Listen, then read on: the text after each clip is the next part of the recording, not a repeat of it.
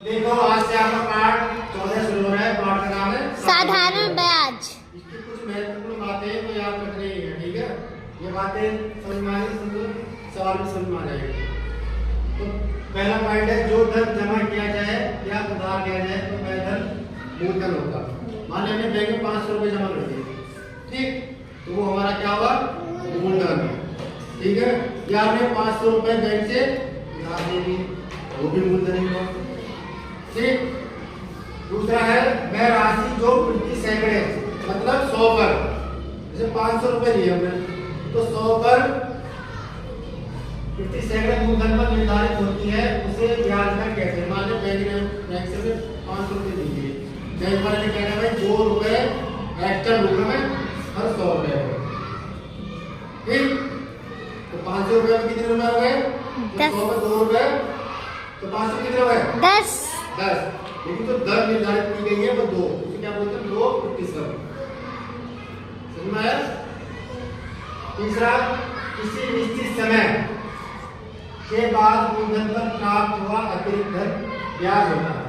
जैसे मान लिया हमने बैंक से 500 रुपए उधार लिए, ठीक, और उन्होंने कहा भाई 100 रुपए पर 2 रुपए एक्स्ट्रा लूंगा, ठीक।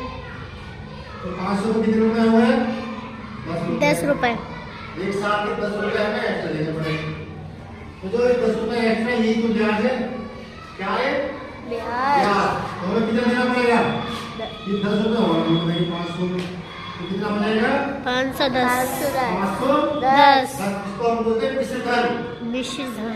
ब्याज और मूलधन को जोड़ेंगे क्या मिलता है हमें, मिश्र धन। मिश्र धन। तो क्या होगा हमारा मिश्र धन, ठीक। अब चौथा देखो, ये निकाल था मिश्र धन को कैसे निकालेंगे, मूलधन जो हमने उधार लिया था, ब्याज जो अतिरिक्त हमें देना पड़ेगा मूलधन से, मूलधन और ब्याज को जोड़ देंगे तो क्या आ जाएगा, मिश्र धन। या मूलधन कब निकलेगा, जैसे मान लीजिए हमारा मिश्र धन आया, ठीक, इसमें से ब्याज हटा दो, ब्याज कितना आया था हमारा 10 रुपए। 510 में से 10 घटाएंगे कितना आएगा, 500। 500 में ये क्या था हमारा मूलधन। या मिश्र धन में से मूलधन घटा दो तो क्या आएगा, ब्याज। ये तो भैया मिश्र धन 510, मूलधन कितना था हमारा 500। 500 घटाएंगे कितना आया 500। 10, ये 10 10। ब्याज है।